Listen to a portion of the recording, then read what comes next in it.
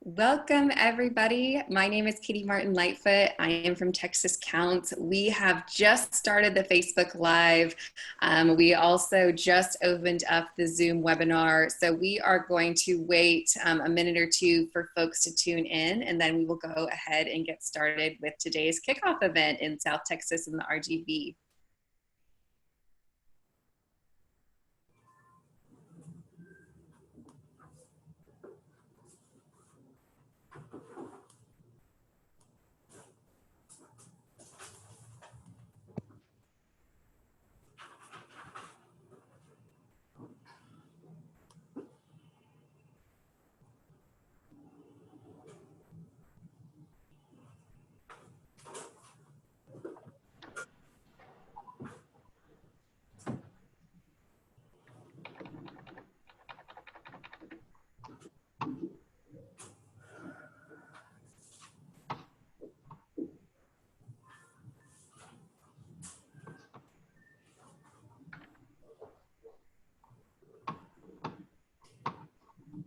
All right, friends, we are going to go ahead and get started. Again, welcome. My name is Katie Martin Lightfoot, and I coordinate the Texas Counts campaign, and I also am the Census Community Engagement Coordinator at Every Texan. If you are tuning in right now, that means you are on the virtual road trip with us. As you know, Texas Counts is visiting every region of Texas to make sure that we are getting out the count in our amazing state. So if you tuned in yesterday, you know we were in the Gulf Coast in East Texas, and we are making our way down south, and we are so excited to be in South Texas in the Valley today. We have so many amazing speakers on today's call that are going to share out, one, of course, why their communities are special and unique, but also talk about why it is so important for their communities to be completing the census. For today's call, we will be going through all of our amazing trusted voices from the Valley and South Texas first. And then if you tune in for our Texas Counts Weekly Update, I know that you know Dr. Lila Valencia, and she is coming back at us today with the numbers coming out of South Texas and the Valley. So really excited to have her on the call. Then towards the end, I'll kind of give a recap, or not a recap, or to let you know what our events will be for the remainder of the day, and letting you know a little bit about what our schedule in South Texas and the Valley is going to be. There are some really amazing events planned, so excited to share those out with you. And then we will hopefully have a little bit of time for questions at the end if you do have any for our amazing speakers that we have on the call today. So lots of really exciting things happening. And again, if at any time anyone who's tuning in on Facebook Live or via the Zoom webinar, please feel free to pop your questions in. And like I said, we will try and get to those as quickly as we can. Now I am going to stop sharing my screen because we are going to go ahead and get right into our speakers. And the first speaker that I would like to introduce is Miss Sylvia Garza Perez from Cameron County. And welcome, Sylvia. And we are so excited to hear about the amazing work that's happening in Cameron County. So welcome. Good morning. How's everybody doing today? Thank you for inviting me to come and talk about Cameron County. Cameron County, again, is a very unique community. One of the fastest growing communities in Texas. We have been working for over 1.5 years, and unfortunately COVID has really downplayed some of our efforts to reach out to our citizens and our constituents for the census. But I will tell you, our plan for today had been to actually go out to an area that's a very low response area, which was Santa Rosa. We met with the superintendent last week, and we didn't get everything approved, but within the next couple of days, we will be going out on school buses in Santa Rosa with the bus drivers, following routes and knocking on doors with a bunch of volunteers personally to get people to fill out their census. We are very happy that Santa Rosa went from being at almost 4% to 21% in the last couple of weeks. So they've really have increased. We've got another area, which is Laguna Heights, which is out there by between Port Isabel and Laguna Vista. We have another event planned with Lupe out there. We will be holding a food drive plus a census registration for people out there. And we're hoping to get that planned by next week before the 4th of July weekend starts. If not, it'll be after 4th of July. But we're doing a lot of things. You can see behind me, these are some of the billboards that one of our commissioners paid for. And we're actually going out into the communities and putting them at the areas that we feel need more recognition, need to become more aware. The signs are both in English and Spanish. So we are working very closely with our census staff and also with the county staff and our county judge to make sure that that message is resonated every time he does a press release about our COVID numbers here. He's very, very stringent about making sure that everybody understands the importance of the census. I want to say thank you for keeping us on the calls every week because we learned something. We take that back to our complete count committee. And last start, we've been having our Zoom meetings. We had 54 people on our call. And from that call, we've had representatives from each of the 17 municipalities. So everybody is working together. You know, communities such as Los Fresnos, that's offering a $10 off their water bill if they complete the census. You've got the city of La Feria that's also offering a discount on their water bill. We've got Santa Rosa that's also encouraging that. We've got the school district in San Benito for anybody of the parents that fills out their census and takes it to the school, gets some t-shirts for them and the kids. So there's a lot of little efforts going on. It's unfortunate that right now our numbers in COVID have been going up, but we are trying to identify ways to reach out to the community. We are doing some calls to some of the elected officials across each of the municipalities, and we continue to keep them involved, and we continue to let them know where they are and how they perform in comparison to other communities. Amazing. Thank you so much, Sylvia, for sharing. And wow, that self-response rate jump increase is amazing. Yes, it did. I'm really excited for Santa Rosa. It's really a small community. And in the past year, you know, they've been afflicted by floods and everything like that, but they're finally coming up. So again, the drop at the door with the packages have really helped. We're seeing some increased numbers in a lot of the other areas. South Padre Island is also doing really well. They've already got their sandcastles got U.S. Census on there. They've got a lot of little projects out there in South Padre Island. Again, it's a vacation place, but we're still getting people that actually live there that are residents to respond. So there's a big effort from everybody on their part to make sure that we get this done. And everybody's being represented on our complete count committee meetings. That is so great. Thank you so much for joining us yes, today. Thank you. Thank you. Yeah, sharing out again the amazing efforts that are happening in Cameron County. Hopefully, folks on the call are getting some ideas about how they can get out the count in their communities too. Now, I would like to pass it over to some of my friends from the Southwest Regional Transit District, or SWART. They serve folks in the Middle Rio Grande area, and we have Miss Sarah Hidalgo Cook and Miss Maria Camacho joining us today. So, welcome, ladies. Good morning. Good morning. I hope everybody's well. Can you hear me? Yes. All right, great. Well, thank you. Welcome to the southwest part of Texas. In our area, we cover 8 counties in the Middle Rio Grande region. Southwest Transit is a public transportation system in the rural area. And to let you know a little bit about our area, first of all, we run from the hill country of Texas down to the border. And that includes the wonderful Bat Caves of Edwards County, down to the Alamo Village in Kinney County, where the movie The Alamo was filmed, running into Uvalde County, where the 2 longest highways in the United States, Highway 83 and Highway 90, intersect in Uvalde, as well as Uvalde being known as the home of former Vice President John Nance Garner and Governor Dolph Briscoe, as well as the home of Matthew McConaughey, Dale Evans, and of course, just so I think everybody in the area knows, also the home of our Grammy Award-winning Los Palominos, Tejano Band. And so going down to Eagle Pass, where we have the Lucky Eagle Kickapoo Nation Casino, and into Crystal City, where it is we're known as Popeye City, where it is the spinach capital of the world, and down to, of course, the Eagle Ford Shell down in LaSalle County and in Dimmitt County. So I want to welcome you to Southwest Area Region. Just to let you know a little bit about SWART.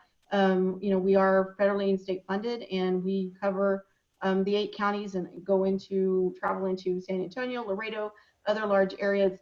But our focus has been on the census. It's so important to us in this area.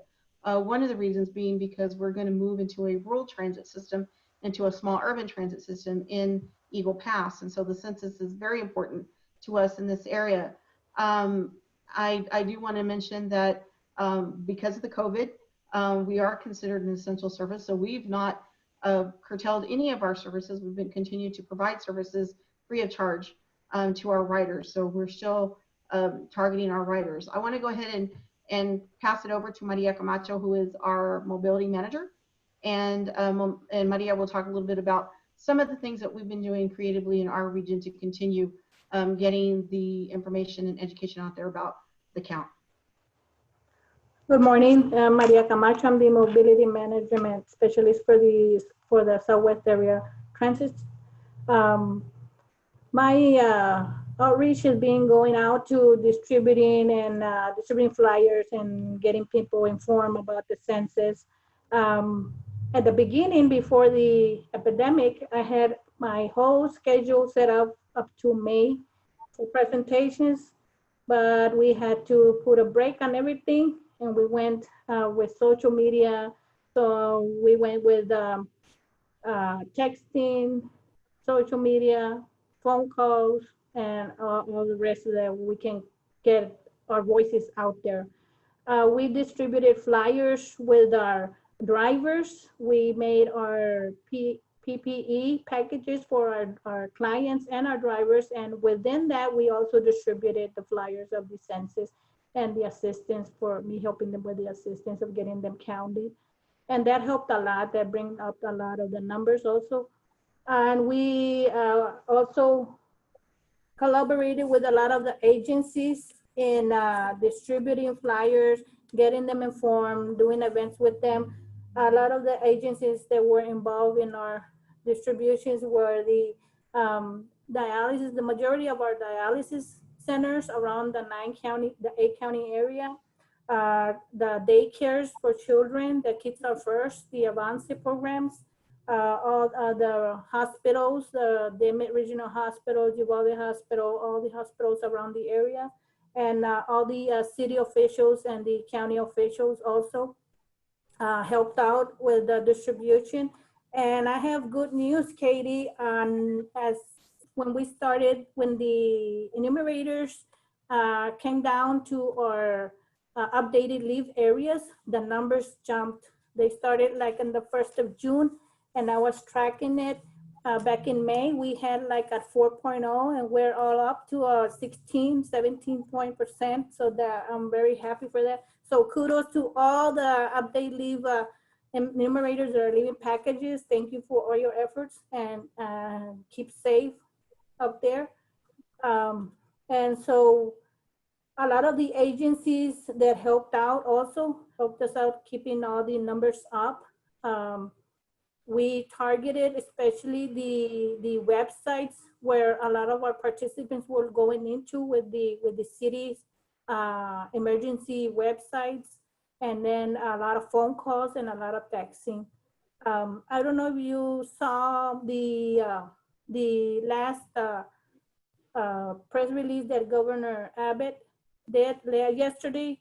I was surprised that they mentioned a lot of the census. So I'm sending out information out there to all the ones that are listening. If you saw that press release, you can see how important the census is, not only for us to be counted, but it also for the nation to figure out what to do in emergencies such as the one that we're going through today.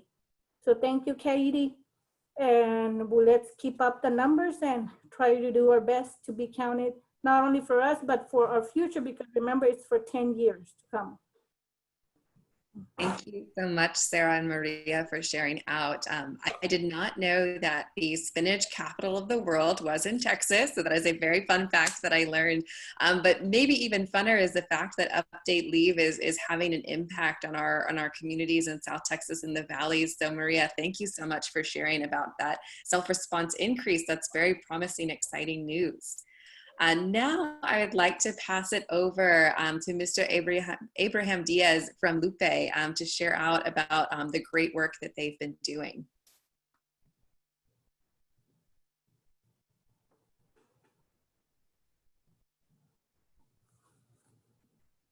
Abraham, I think you might be muted. Oh, Right. can you hear me? Yes, we can hear you Oh, now. hi Thank everyone. My name's Abraham Diaz. I'm with La Unión del Pueblo Entero. We're a nonprofit in the Rio Grande Valley in the southmost part of Texas, with offices in San Juan, Alton, and San Benito. And I think one of the greatest things that we've been able to showcase in our community is that since last November election in November 2019, while our canvassers were encouraging people to go out to vote, we were already passing out flyers to let people know of the census. We knew that 10 years ago, unfortunately, our region was undercounted. So we took it upon ourselves to make sure that we engaged our community to be able to, also promote the census themselves. Um, and now since November, they found out about the census, and throughout this time, we've been working in the colonias here in the Rio Grande Valley. We know that the colonias are the most undercounted and the hardest to count because of how rural they are, how far away from the city limits they are. So we made sure that colonia residents, became leaders in the census. We created the Censolote or the Censoloteria, which is an amazing game. If you've ever played Mexican Loteria, think about playing the same Loteria, but with the census theme. Every single card is related to the census, the funding, the schools, infrastructure, everything on the census. It's also completely free to play it. You can check it out at lupenet.org/censolote. And you can play it with your family. It has the baraja and the cartas. It's completely free as well. And one of the good things is that we've been able to take this Sensoloteria all across the Rio Grande Valley, from Brownsville in Cameron County all the way to Starr County to play Sensolote. It's been also highlighted in the New York Times for people playing Loteria in the colonias. So it's an amazing game that it's not only gotten people engaged because we say we're going to play Loteria, and then when we arrive, it's Censo Loteria. So it's kind of like a tricky Loteria kind of part where people are super happy. And then once they're there, they're also happy. But they get to come out, knowing all of this information on the census. And I think we want to give credit the most to all the community members because they're the ones pretty much community leaders who are knocking on their own neighborhoods, telling other people on the census, giving them the website, the phone number, and encouraging them as well. And one of the things that we're doing actually this week, today, we're out in Mercedes in a public park. We partnered up with the census. Our community members are knocking on their neighbors' houses to encourage them to go out, one by one to fill out the census, giving them the phone number, giving them the website. And also, we're encouraging community members that once they fill out the census, to put a big poster outside their home saying, I counted myself already. Have you counted yourself? So that puts also a little bit of more pressure on their neighbors to fill it out. So we want to thank all the community members who are actually helping us lead this effort. And in case y'all want to play Loteria for the census, check it out. It's completely free. And I'm sure you're going to have a lot of fun. Thank you so much, Abraham, for joining us today. And I know that there is a couple of Loteria events happening in South Texas and across the Valley today. And so really excited to tune in. And then, of course, I love that you gave a shout out to community members. We know that when it comes to filling out the census, our trusted voices are so important to get the word out about the census. So thank you so much for highlighting that today. Now, I would like to pass it over to Ms. Ramona Casas and Mary Lopez from Arise. They have, again, been doing amazing work in the Valley, like many of our speakers today, and very excited to have both of them join us. So welcome, ladies. Muchísimas gracias, buenos días. Estamos muy contentos de estar celebrando con ustedes este recorrido de Texas. Bienvenidos al Valle. El Valle del Río Grande es un valle mágico donde no tenemos montañas, pero somos un valle y somos únicos como región, como comunidad fronteriza. Y les doy la bienvenida a todos ustedes que pasen un buen día recorriendo con nosotros. Arise como una organización no lucrativa en 4 ciudades en las áreas rurales. Estamos basadas sirviendo en la ciudad de Pharr, Edinburgh, Álamo y Hargill. Y tenemos centros comunitarios ahí donde tenemos programas para toda la familia. Y uno de nuestros enfoques principales este año con el Censo 2020 es ayudar a nuestras comunidades a entender el por qué es importante el censo y lo importante que hace la diferencia cuando todos somos contados. Hemos estado ayudando a la comunidad a que no tenga temor, a que se sienta cómodo contestando, ya que eso ha sido una de las razones más difíciles, ¿verdad? De que la gente nos sintamos cómodos llenando el censo. Entonces, lo que nosotros estamos tratando de hacer es ayudarles a entender todas las preguntas para que ellos puedan contestarla directamente con el censo o se sientan cómodos repasando el cuestionario. Lo estamos haciendo a través del teléfono, con mensajes de texto, con visitando por la comunidad y haciéndolo de diferentes maneras. Las estrategias, el contacto personal es número 1 para nosotros, pero ahorita con el coronavirus, como a todos nos ha impedido, entonces estamos buscando otras estrategias y es más por teléfono y dejando información en las puertas sin el acercamiento, ¿verdad? Con todas las precauciones. Y pues una de las cosas que quiero resaltar también es que la comunidad ha tomado un rol muy importante. Ellos son los líderes que están llevando la información de familia a familia. Ellos contactan también a sus familiares y amistades y comparten con ellos todo lo que aprenden de cómo llenar el cuestionario. Esta mañana queremos con mucho gusto hacerles saber, mi compañera Mary está ahí en la caravana de Hazte Contar, caravana de Desfile Censo, y está ahí lista para darles un vistazo del recorrido que vamos a tener esta mañana sobre las áreas rurales de colonias difíciles de contar aquí en Álamo. So, Mary, ¿estamos listos? ¿Puedes darnos una introducción del evento que estamos llevando a cabo? Mary, ¿puedes compartirnos? Hola, buenos días. Espero que me escuchen. Ya estamos por partir. Estamos aquí en las áreas difíciles de contar. Estamos promoviendo la importancia del censo. Estamos ya por salir. Vamos a tener una caravana aquí en las áreas difíciles de contar para informarle a todas las personas, ¿verdad? Que es súper importante que se hagan contar en este censo 2020. Hemos invitado a los medios Apenas vamos de a salir. comunicación y apenas está para arrancar, ¿verdad, Mary? Así es de que 1, 2, 3, Sí, ¡go! Dejas cuenta. La importancia es de que puedan la comunidad escuchar el mensaje. Llevamos música, llevamos mensajes y vamos a tener una mesa informativa en la colonia al final del desfile. Recorreremos 5 colonias bastante grandes y el mensaje es de que la comunidad ya conoce la música que hace Rice porque es una manera tradicional de bocinar en las colonias y llevar ese mensaje, ¿verdad? Y ahorita es una buena manera de promover el censo. Entonces, cada uno de los carros lleva un mensaje y van con música y llevando esa motivación para que la comunidad se sienta que estamos invitándoles a que todos sean contados. Mary?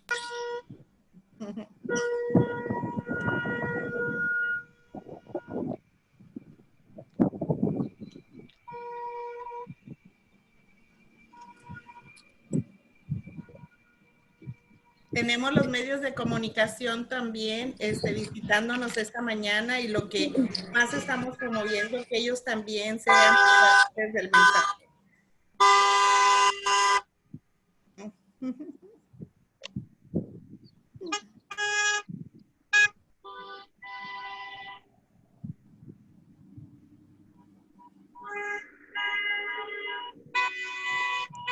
Mary Ramona, I love this.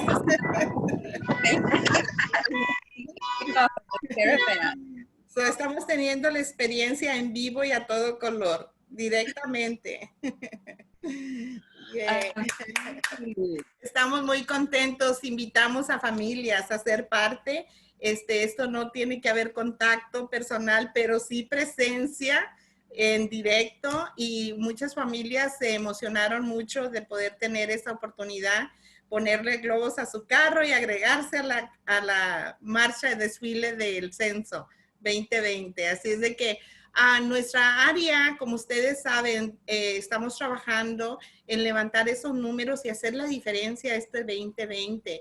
Pese a todas las difíciles circunstancias que nos están afectando, estamos tratando de ayudar a la comunidad por medio de la lotería también, que vamos a tener una lotería esta tarde y vamos a invitarles a ser parte.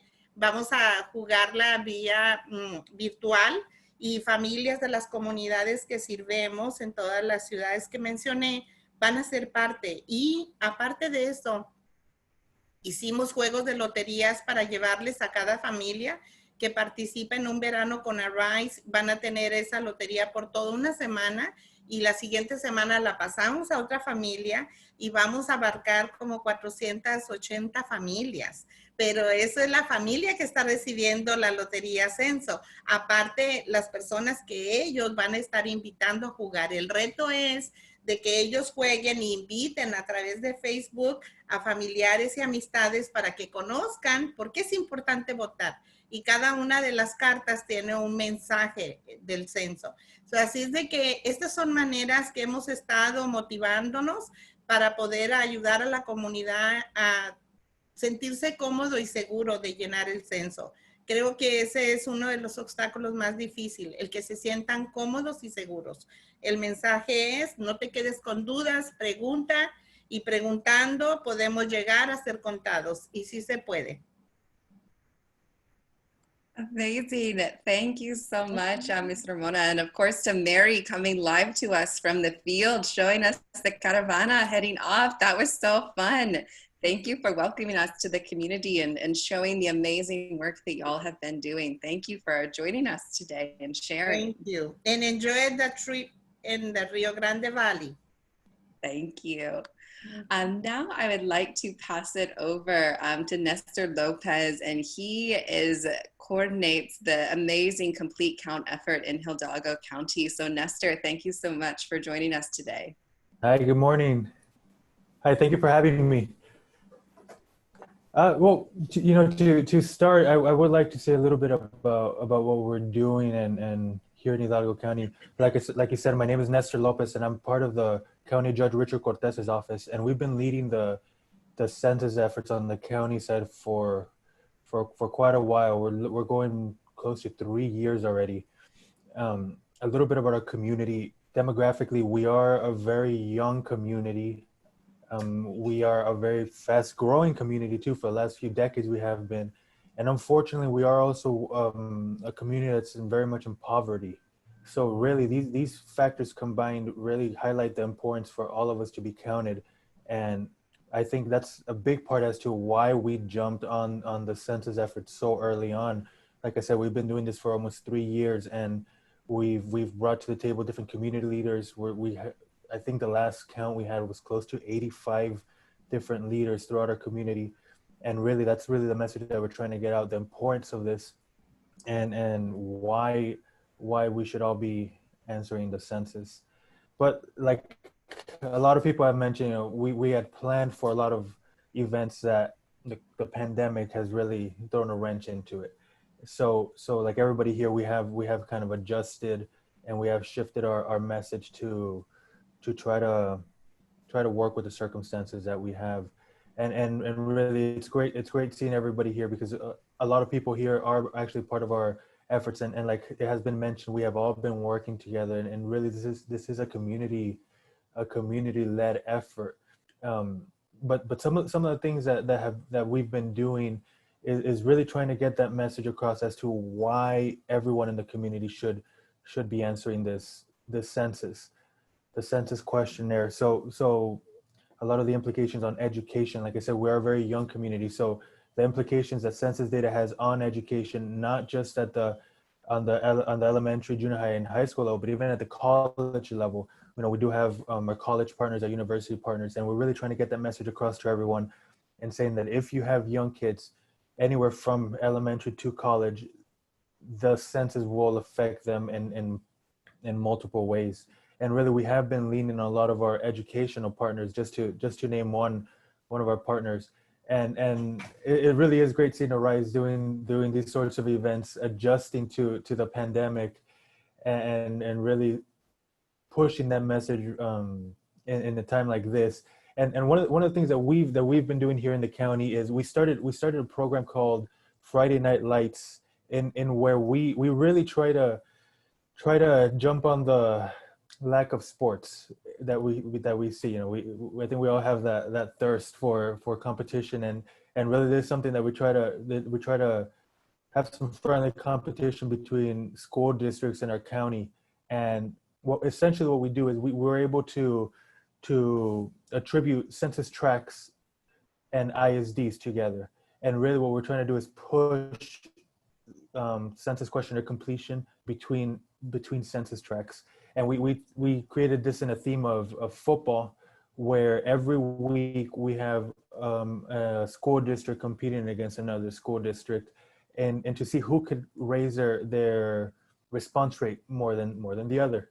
You know, we've been doing this for a few weeks. We're going to be doing this for a few other weeks. But really, this is one of the things that we're doing to really adjust to the changes that we've been seeing. We have found that, at least we believe, that disseminating this information through our kids, through these channels, is one of the most effective ways to reach them, because we reach them, they reach their parents, and really that's we found that to be very, very effective. Another reason why we went this route is because geographically, Hidalgo County is unique in the sense that we have a very large rural population, in addition to having a lot of small municipalities. So that in and of itself presents its own set of challenges that we are facing. One of them is really internet connectivity. We have a large rural population where we estimate close to anywhere between a fourth to a third of our population resides in the rural populations that do not fall under the jurisdiction of a municipality. And really, for a lot of these areas, internet connectivity is an issue. And seeing that this census is primarily an online based one, that presents its own problems. And really, that's why we are relying a lot on our educational partners to try to get the message through them, and try to reach these rural areas that may otherwise not hear the census message at all. And really, I would like to thank all of them, all of our cities, all of our partners that are even present in this call. And really, that's just some of the stuff that we've been doing, and we're really excited to be here.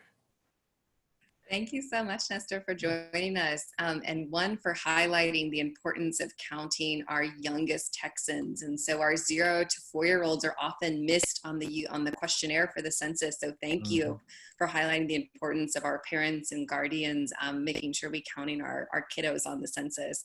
And then if you haven't been following along with the Friday Night Lights coming out of Hidalgo County, it is so fun to see the different high schools competing against each other. I know that you all also got some nice news media from that as well. So congratulations on a successful outreach effort, and y'all make sure you're tuning in because it's really fun to watch. Thank you. Yeah. Now I would like to pass it over to Ms. Melba Zapata. She is the director of Las Colonias Cuentan, which is a branch of the Juntos Contamos effort happening in the RGV and focusing on the colonias. So welcome, Ms. Melba. Good morning. Just want to thank you for having me. Part of what I'm doing is we are reaching the faith-based communities. So there've been a lot of food distributions going on through some of the churches, and the churches haven't been able to meet. We've been typically getting trailers of pallets of food, and also have partnered with Borden's, who brings milk over to the community. So the churches have become a place of where the community comes and drive through pick up. So we've been doing is we've been going out there, we've been handing out flyers, just kind of reminding everybody not to forget to fill out their census forms. And so what we do is what we've been coming to find out is that, you know, a lot of the efforts that everyone else is doing, like Lupe, people will say, oh yeah, they were in my neighborhood. And so I was able to fill out my form, and constantly being a presence there in the colonias, just to remind them. The other thing is using the faith-based community makes people feel safe, that as ministers, you know, they wouldn't be putting anyone in a dangerous situation, asking anyone to sign up for anything that might, you know, might put them in a position that they normally wouldn't be. So we've been able to come in contact with pastors, encouraging the pastors to remind their congregations that it is important to fill out their census form, you know, even taking it back to biblical times when, you know, when people would, you know, began the census form in the Bible, and using that as a tool to be able to, from their pulpits, share about the census. So that is just a little something that we've been doing, because of course, due to, you know, what we're going through right now, it kind of we had to reroute everything that we're doing. We have some pastors and some church leaders with t-shirts that say juntos contamos, and to, you know, a reminder that when people are coming to pick up their food, to look into the census, and giving them out every bit of information that we can possibly give out. So a lot of people have been calling, because most of the people we've encountered they can't read or they can't write, but they would like to fill out their census. So we do give them the 1-800 number and any questions that they might have, we answer. We encourage them to call the numbers and to go ahead and get counted, because it's important for them, their communities, and their areas where they're at. So thank you all. Thank you, every one of you who does a part, because we are in counting. And, you know, we do speak to people, and they do tell us that they do, that there's other people going by their neighborhoods, reminding them also to be counted, and that they all count. Everybody counts. So thank you all. Thank you, Ms. Melba, and again, for bringing up importance, one, to those trusted voices in our communities. And we know that our faith leaders are our community leaders, and we trust them. And so happy to hear that so many faith leaders in the Valley are assisting in getting out the count. And then also love how you were able to pivot your strategy during this time to make sure, one, that our communities are getting the food and the necessities they need during this time, but while also sprinkling in some of that census messaging. So thank you for your amazing work that you're doing. Now I would like to pass it over to a friend and colleague. Miss Amanda Gonzalez works at Every Texan, and it does so much of our communications and digital work. And we are so excited to have her join us today, because she is proudly from the Valley, and she's joining us today again to talk about the importance of the census. So welcome, Amanda. Hi, Katie. Hi, everybody. Thank you all for joining in on this call. My name is Amanda Gonzalez. I grew up in the far McAllen area, but I now work with Katie at a research organization in Austin, and we've been a big part of helping to track census data and see how the funds go to different places, and how many Texans have been undercounted in the past. And so it's been a long time coming, and there's been a lot of core people involved, but what I also wanted to highlight today is something a little different, but a reason why the census is important to me is because it's a way that you can track your family lineage. And so I, over the summer, started looking at my family tree on Ancestry.com, and I was able to find census records from the 1930s, from the 1910s, from the 1900s of my great-grandparents and my grandparents, and I got to see where in the Valley they were living when they moved to the Valley from Kennedy, Texas, and from Mexico.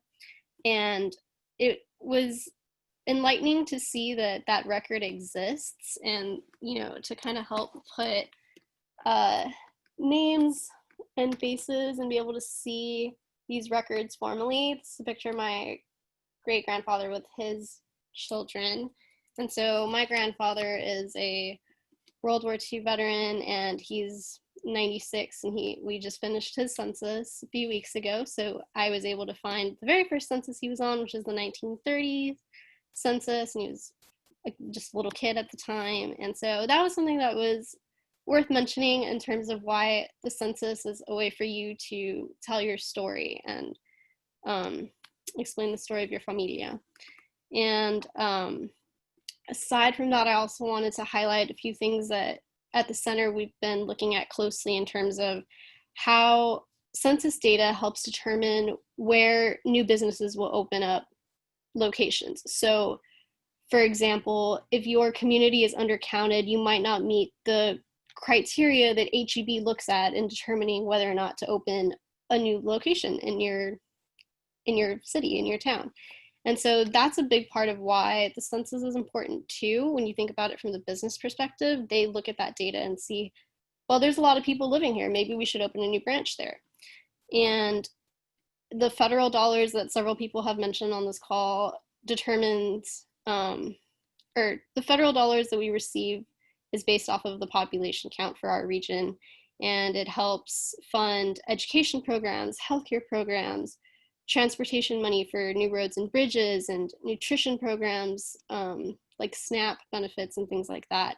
And as we've seen through COVID, it also helps determine where emergency funding is derived throughout the city and throughout the state and throughout the nation. And so it's really important to make sure everybody's counted. And I just wanted to highlight that regardless of immigration status, regardless of the age, whether it's a young child or an older citizen, an older resident, they need to be included. And the census can be completed in multiple languages, in English and Espanol. And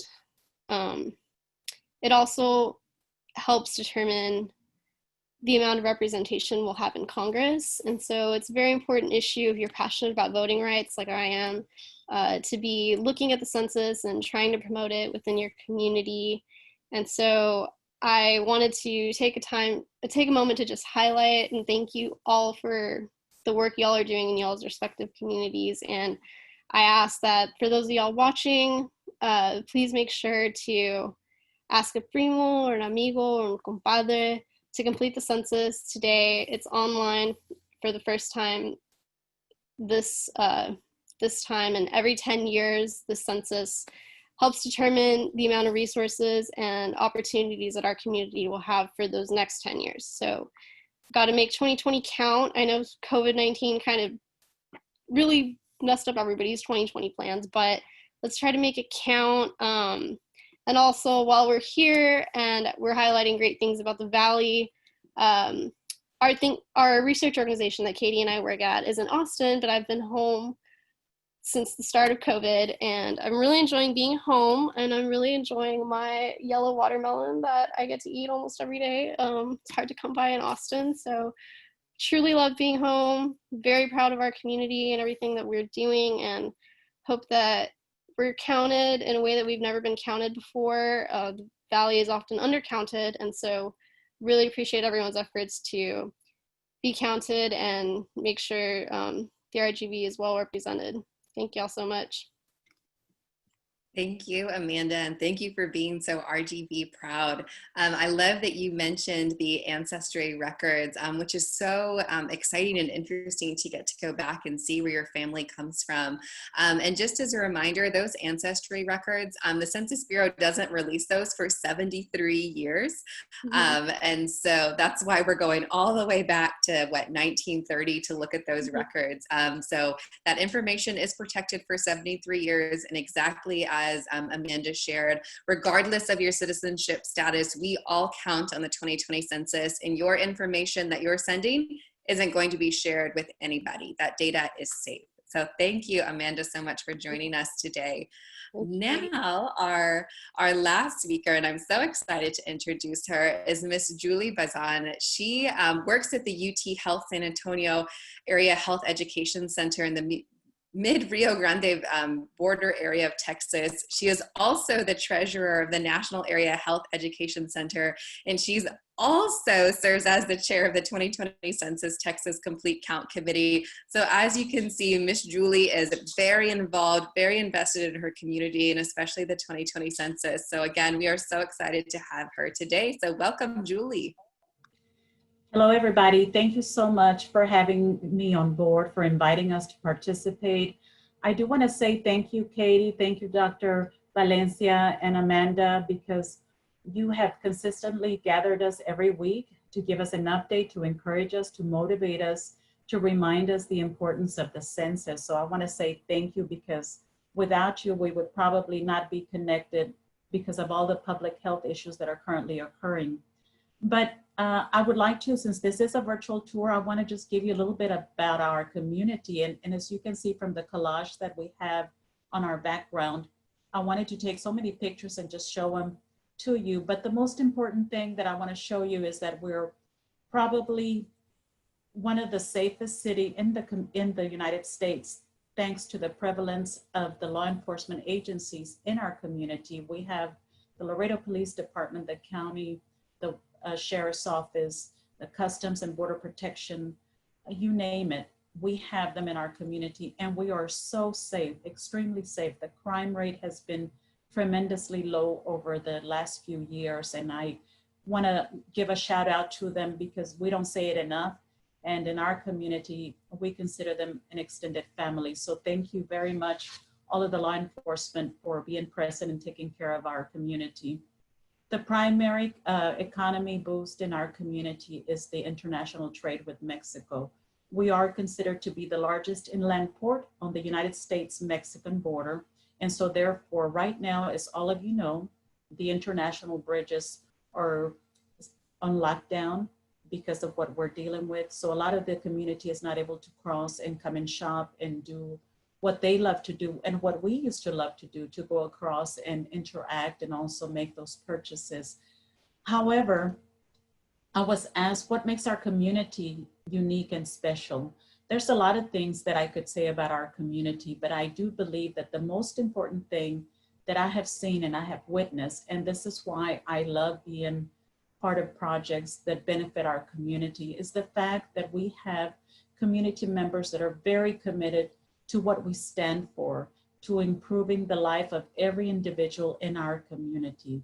So when I was asked to be part of the census, I immediately said yes, because this is another way that we can definitely encourage people to help us improve the quality of life, the educational opportunities, and also the healthcare services that are available to everyone.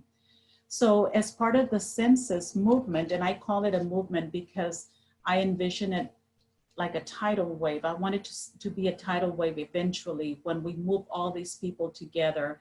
And we heard all of you say earlier how we had all these plans to go out into the community, to do presentations, to do parades, etc. I hear you loud and clear, but I also see the number of opportunities that each one of you has developed and created within your communities, where it has encouraged us all to think outside the box so that we can empower others to understand the importance of the census and what it means to our community and what it means to each life for the next 10 years. So I want to say thank you for all of you, for inspiring others, for thinking outside the box, and for doing what is right for our community, regardless of where you live, in the city, in the rural area, how many people are in your household. I don't think that that's to be taken lightly, because without you, the numbers would not be increasing. So one of the things that I do want to say is that part of our system includes 5 AHEC directors that are located in 35 counties of South Texas. And all of these counties, with the exception of 2, are rural counties.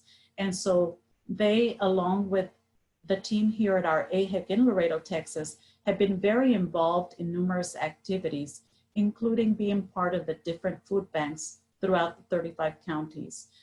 They've been out there distributing flyers, motivating people to fill out the census. We have also been part of the school food distribution that they've had day in and day out since the schools went on lockdown. So parents and family members received information about the importance of the census, and not only just to fill it out online, but also a phone number where they could call in and be served in either English or Spanish.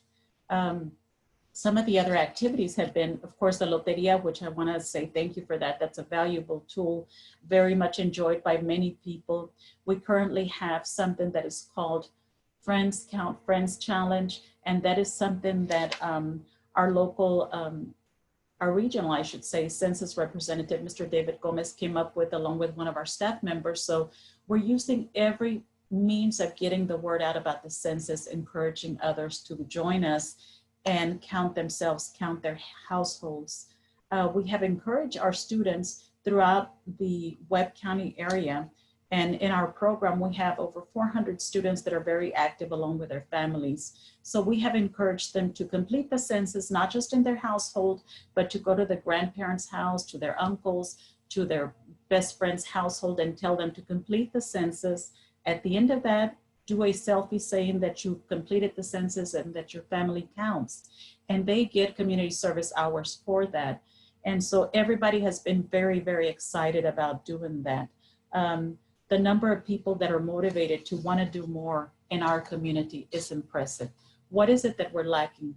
We're lacking the ability to do that face-to-face with individuals, because many of you know that our culture is very welcoming, very warm, very friendly. So we're missing that human touch. We're missing that knock at the door, that smile, that gathering within the community centers to answer questions, to inspire people to complete the census that is really safe. So what have we done instead?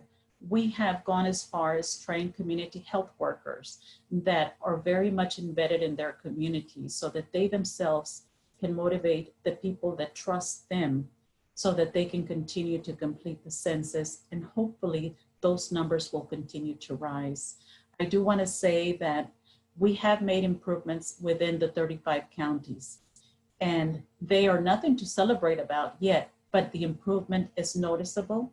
And I think that is people are getting used to the current public health situation and being more careful and being more aware of the fact that we might have to live with this for a few months, that we're finding other ways to touch people and to reach out to them and encourage them. One of the things that we've also been doing is going to the radio stations and doing interviews, as well as the TV stations, and then some virtual interviews. When they tell me, what would you tell the community about this? Well, right now, because we're dealing with this public health issue, most of us are at home working from home, or most of us cannot work or have lost jobs. And if you're sitting there thinking, what can I do? What can I do for others, for those people that are essential workers, like in the hospitals, for the people that are working at the HGV, for people that are working at the fire department or the police, what can I do to help if I'm just here at home?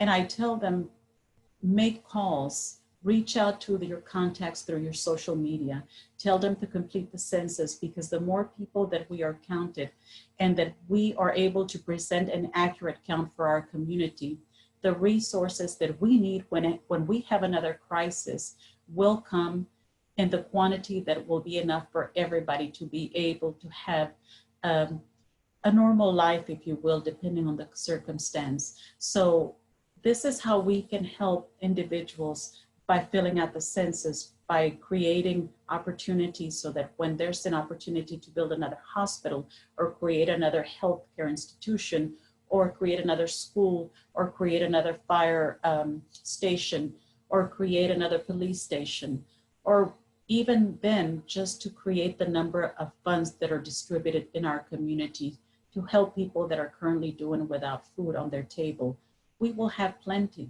And this will be for the next 10 years.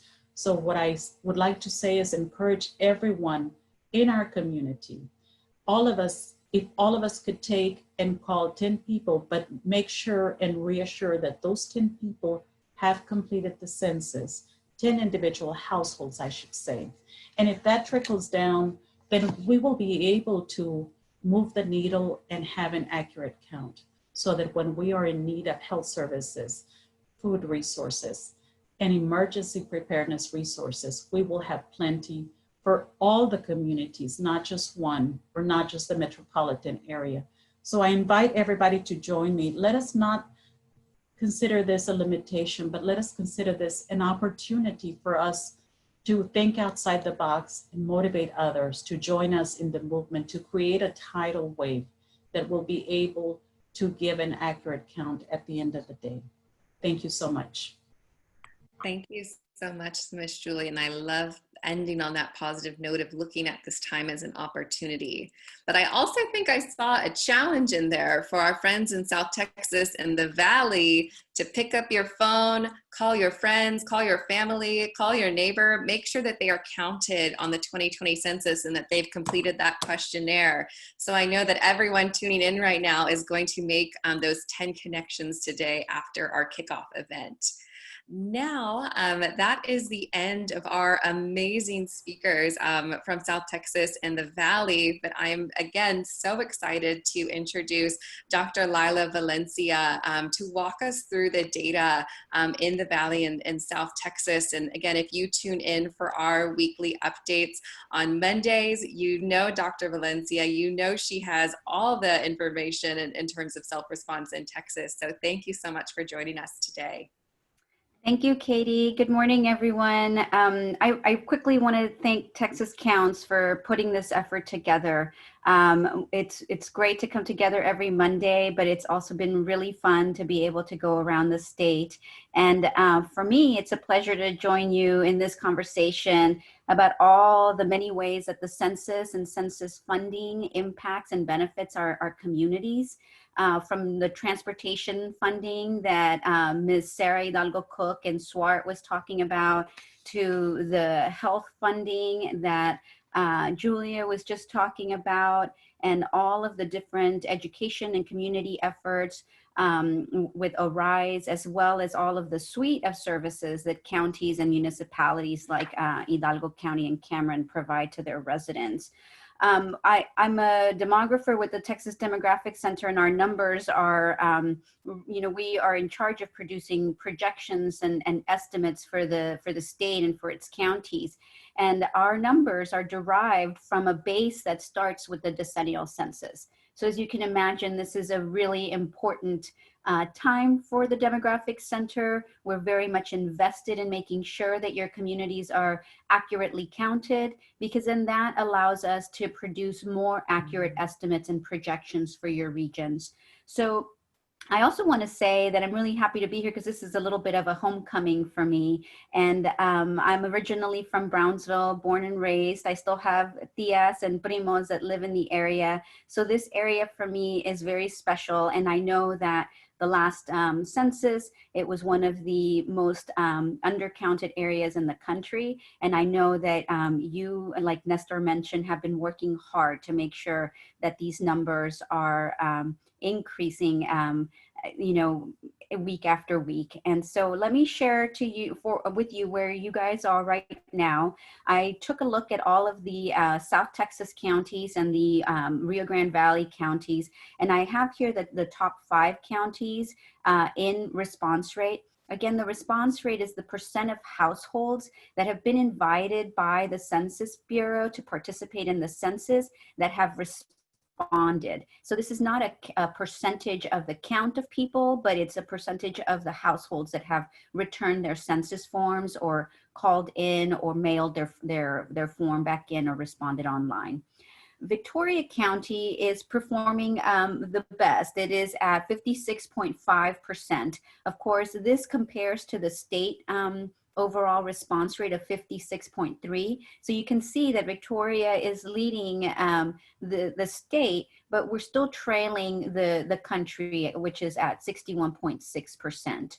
I also have put the 2010 response rate, total response rate for the last decennial count, and then just how far away those different counties are from reaching that goal. Lavaca County is in second with 51.9%. They have a little bit of a ways to go to reach their 2010 goal. Then there's DeWitt Nueces over by the Corpus Christi area, and then Jackson. Jackson County is 1.1 percentage points away from reaching their 2010 goal. I really want to challenge Jackson County to reach that 2010 threshold by the end of the week. I know that you guys have been working really hard, and I really think that Jackson County can get there this week. We have a few other counties. These are the bottom 5 counties who have been struggling to get their 2020 response rates up. Kennedy is at 11%, followed by McMullen, Kinney, Zapata, and Duval. And you can see that they are, they have a significant ways to go before reaching those 2010 figures. But I also want to, on the next slide, share with you the response rates from some of the largest cities in the area.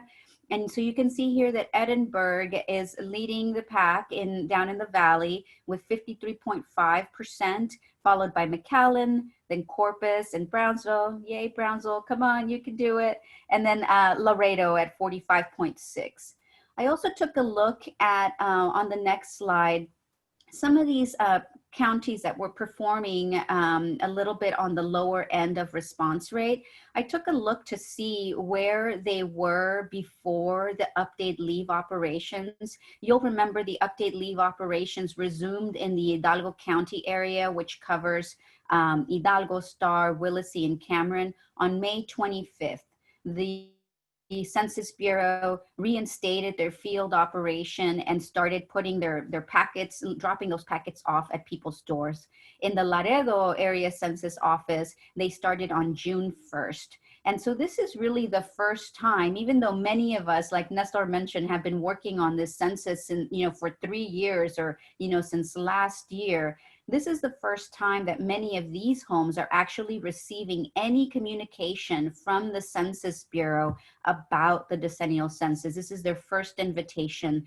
And so what I did was I took their 2020 response rate, and I'd look to see how much they had increased in response from May 25th or June 1st, depending on what area they were in. And these are the counties that had the biggest jumps. So Kinney County went up by 12 percentage points.